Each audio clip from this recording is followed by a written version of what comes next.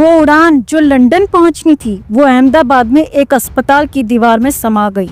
सिर्फ 8 मिनट और 242 जिंदगियां जलते लोहे में तब्दील हो गईं। क्या सच में ये हादसा था या जानबूझकर लोगों को मौत के हवाले कर दिया गया? टेक ऑफ से कुछ ही मिनट पहले पायलट ने एटीसी को भेजा था मेडे कॉल। मेडे यानी मौत की दस्तक, लेकिन जवाब में सन्नाटा मिला, मदद नहीं।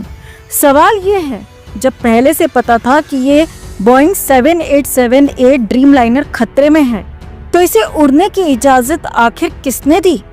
11 साल पुराना विमान 2020 से 2022 तक इसकी मैन्युफैक्चरिंग पर सवाल उठते रहे। जो ढीले पैनल्स में गैप, कार्बन फाइबर गलत फिटिंग, क्या बोइंग ने जानबूझकर इन खामियों को छुपाया? FAA ने डिलीवरी रोकी, दुनिया भर में उड़ानों से हटाया गया, तो फिर भारत में ये विमान क्यों उड़ रहा था? क्या कुछ ताकतवर लोगों का मुनाफा 2042 लोगों की जान से ज्यादा कीमती था? पायलट जान चुका था कुछ बहुत बड़ी गड़बड़ हो गई है, लेकिन मदद मांगने के बाद भी कुछ नहीं हुआ। जिस अस्पताल की छत पर प्लेन गिरा वो डॉक्टरों का हॉस्टल था। 1 सेकंड की देरी और अस्पताल भी मटिया में हो सकता था।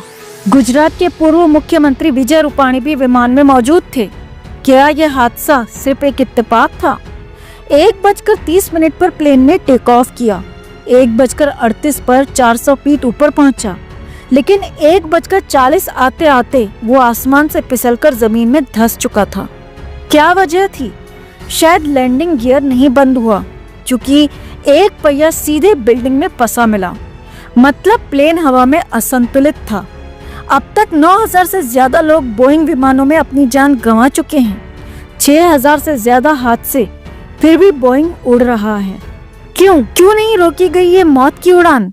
क्या सरकारें आंखें मूंदे बैठी हैं, या फिर मौत के सौदागर अब सिस्टम का हिस्सा बन चुके हैं?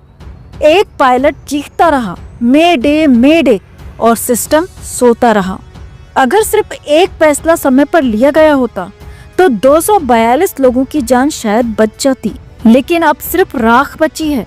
और सवाल आपके मन में भी होंगे कुछ सवाल, तो आप बताइए, इस हादसे के लिए कौन जिम्मेदार है?